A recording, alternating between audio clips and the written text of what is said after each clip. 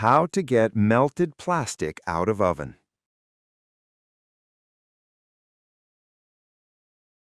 My neighbor Sandra, a lovely woman, texted me in a full panic last Thanksgiving. She'd preheated her oven to 375 degrees with a plastic roasting bag still sitting on the bottom rack. She had no idea it was in there. By the time she opened the oven to put her turkey in, the whole bottom was covered in this thick, shiny, brownish-black layer of melted plastic. The smell was unbelievable. She thought her oven was completely destroyed.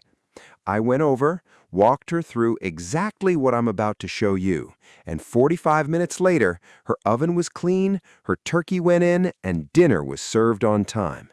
So I promise you, this is fixable. Let's get into it.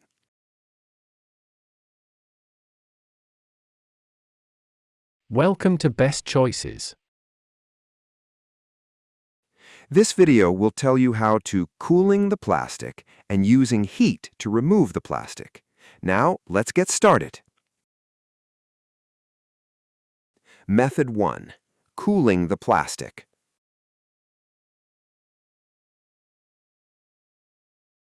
Number 1. Remove the oven rack and put it into the freezer. You can leave it in there for a few hours to ensure that it is adequately cooled. This will make the hardened plastic more brittle and it will be easier to scrape off. Alternatively, you can fill a bag with ice to cool the plastic. This works for the rack, the coils, and the bottom of the oven. Leave the ice on the affected area for 15 to 30 minutes. Number 2. Scrape the brittle plastic. Once you remove the rack from the freezer or have cooled it thoroughly with the ice, you can begin to scrape the plastic. Using a razor blade or scraping tool, gently scrape at the melted plastic. You may have to apply some pressure to peel it away from the metal. Continue scraping until you have removed the plastic from the rack, coils, and bottom of the oven entirely. The plastic may be sharp, so take care to wear gloves and use caution to avoid cuts. Number 3. Sweep the plastic remnants into the trash. You'll be left with plastic shavings and pieces on the bottom of the oven. Carefully sweep these out using gloves or a brush. You may also choose to put a bowl or pot under the rack to catch the scrapings as you work. Number 4. Clean the oven as usual. Before you use the oven again, be sure to wipe it with your usual oven cleaner to ensure the plastic residue is completely removed.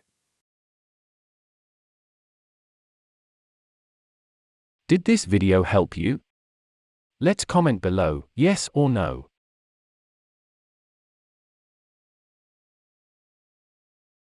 Method 2. Using heat to remove the plastic. Number 1. Heat your oven. Be sure to use the lowest setting, usually no hotter than 200 degrees Fahrenheit, 93 degrees Celsius. Stay nearby to turn it off before it starts to smoke. Plastic fumes are not only unpleasant, they're toxic as well. Once you can smell the plastic melting, turn off the oven. Use a heating gun or hair dryer to heat the plastic. This is a great alternative to using the oven's heating element. Warming the plastic directly with these tools may take longer, but will make it easier to avoid burns or overheating. Number 2. Scrape the warm plastic on the rack. Using a wooden spoon to scrape the now malleable plastic will avoid scratching the surface of the oven and racks. If the plastic hardens again as you're working, simply shut the oven and warm it again. To avoid burns, wear long sleeves and don gloves or oven mitts while you work. If possible, remove the rack entirely using oven mitts and scrape over your sink. Be sure to cover the drain to avoid plastic clogging your pipes and causing a whole new problem. If you cannot remove the rack, consider putting an oven-safe pot under the rack to catch the scrapings as you work. Number 3. Remove the warm plastic from the heating element. Using the same process as above, scrape the warm plastic from the bottom of the oven and from the heating element. Be sure to use a scraper that will not melt while touching the warm coils, so avoid plastic or wood for this step. Instead, opt for a razor blade or scraping tool. Number 4. Remove the plastic scrapings.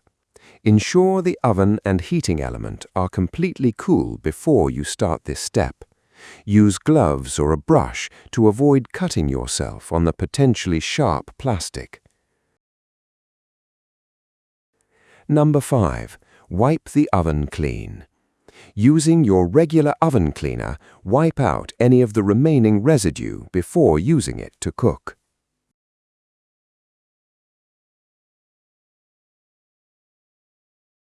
Did this video help you? Let's comment below, yes or no. Tips.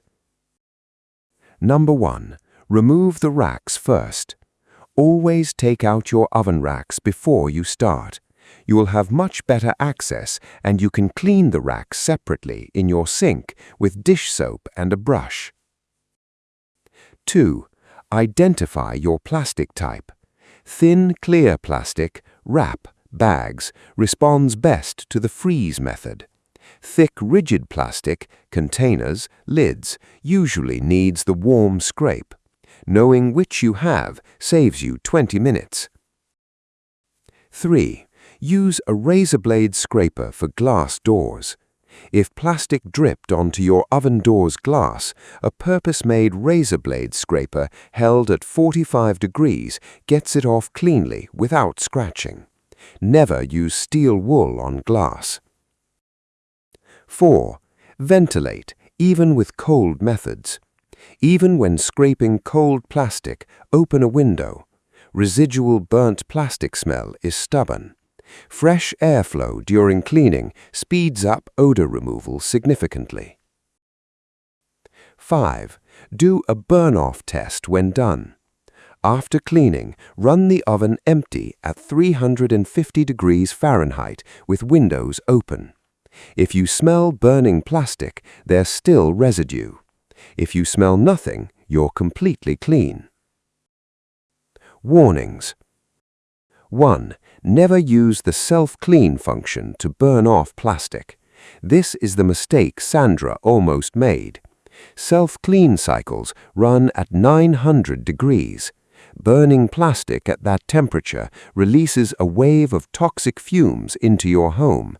It can also warp oven components and void your warranty. Never do this. 2. Never use metal scrapers on the oven floor or interior walls. Most ovens' interiors have a protective enamel coating. Metal tools scratch right through it. Once that coating is damaged, rust sets in, and the oven is much harder to clean for years to come. Stick to plastic scrapers, wooden spoons, or dedicated oven-safe tools. 3. Don't use commercial oven cleaners on plastic residue. Products like Easy Off contain lye, sodium hydroxide, a highly caustic chemical. It can react with certain plastics and release harmful compounds. Stick to natural solutions for this job. Commercial oven cleaners are for grease and carbon, not melted plastic. 4. Always wear gloves. Melted plastic residue can still be warm and adhesive. It sticks to skin fast, and peeling it off is painful. Wear heat-resistant or rubber gloves the entire time you're working. Not optional. 5. Keep children and pets out of the kitchen during cleanup. Even with the warm scrape method at low temperature, residual plastic fumes are not safe for small lungs. If you have kids or pets, move them to another room and keep that door closed until you've done the burn-off test and gotten the all clear.